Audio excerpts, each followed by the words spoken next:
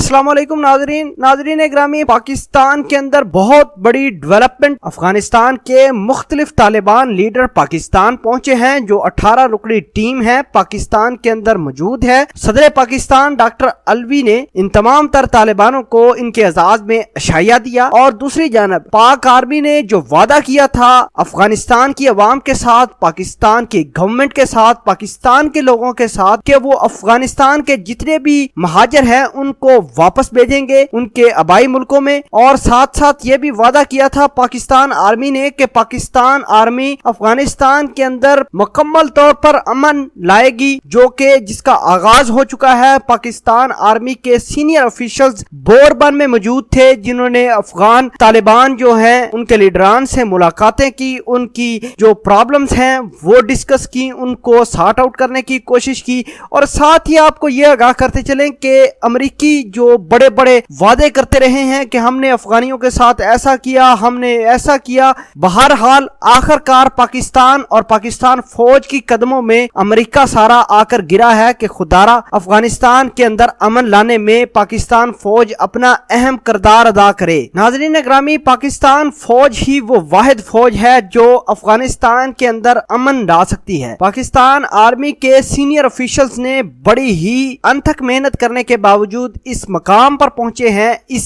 Stage پر پہنچے ہیں کہ وہ افغانیوں کو بلائیں ملک پاکستان میں اور ڈائریکٹ پیس پروسیس شروع کیا جائے۔ اس پیس پروسیس میں شاہ محمود قریشی بھی تھے موجود، پاکستان کے سول گورنمنٹ کے بڑے بڑے افیشل موجود تھے، آرمی کے لوگ موجود تھے جنہوں نے افغانیوں کی بات چیت سنی، ان کی پرابلم سنی، اور ساتھ ہی اس بات کی یقین دہانی کرائی کہ وہ جتنا ہو سکے پاکستان گورنمنٹ سے جتنا ہو سکے وہ الیکشن بھی کروائیں گے افغانستان کے اندر، اور پیس پروسیس کو پائے تکمیل تک پہنچا کر ہی رکھیں گے۔ آپ کو یہ بھی آگاہ کرتے چلیں کہ شاہ محمود قریشی نے بڑے ہی سیدھے الفاظ میں یہ کہا ہے کہ افغانستان کے اندر ایک تو اکانومی کا بڑا مسئلہ ہے، اکانومی بھی ان کی ٹھیک کرنی ہے، ریفیوجیز ہیں تقریباً 10 سے 40 لاکھ بتائے جا رہے ہیں، اور جو پاکستان کی اب نیشنلٹی ہولڈر ہے ان کے بارے میں بھی بات کری کہ کون کون سے ریفیوجیز یعنی کون کون سے مہاجر افغانستان کے اندر واپس جائیں گے اور کون کون سے پاکستان کے اندر رہیں گے، یہ بھی بات ڈسکس کی گئی۔ اور ساتھ ہی افغانستان کے جتنے بھی لیڈران تھے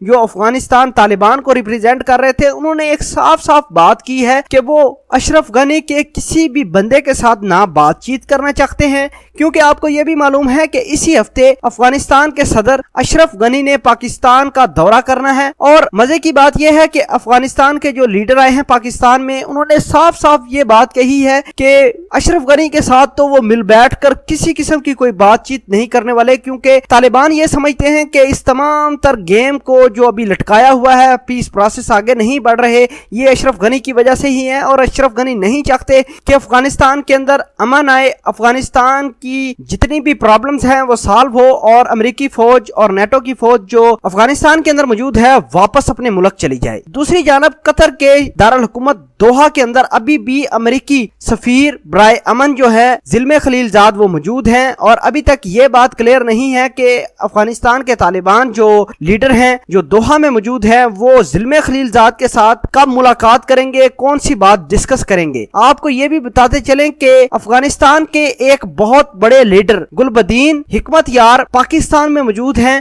جنہیں امریکہ نے 2017 میں بلیک لسٹ سے نکالا تھا، اور اس سے پہلے گلبدین حکمت یار کو امریکہ نے بلیک لسٹ کر کے انٹرنیشنل دہشت گرد قرار دے دیا تھا۔ بہرحال وہ بھی پاکستان کے اندر موجود ہیں، اور انہوں نے یہ بات کہی ہے کہ جلد از جلد نیٹو اور افغانستان کے اندر جو امریکی فوج ہے اس کو باہر نکالنا ہے اور الیکشن کروانے ہیں۔ ابھی بات یہ ہے کہ امریکہ نے پاکستان آرمی اور پاکستان کی سول گورنمنٹ کے پاؤں پکڑنا شروع ہو گئے ہیں، منتیں سماجت کرنا شروع ہو گئے ہیں کہ کسی نہ کسی طریقے سے اس مفاہمتی عمل کو آگے بڑھایا جائے، اور کسی نہ کسی طریقے سے ہماری جان چھڑوائی جائے افغانستان کے اندر۔ اور ایسی مار ماری ہے افغانستان کے طالبانوں نے امریکیوں کی کہ آپ سوچ نہیں سکتے۔ اب افغانستان کی جو موجودہ حکومت ہے اور افغان فورسز ہیں وہ اور امریکی فوج آپس میں لڑنا شروع ہو گئے ہیں، اور ان کو یہ پتہ نہیں چل رہا کہ اب ان کا اصل ٹارگٹ کیا ہے، اصل مقصد کیا ہے امریکی فوج اور افغان فورسز کا۔ بہرحال پاکستان نے جو وعدہ کیا تھا آرمی نے جو وعدہ کیا تھا، ہمارے جنرل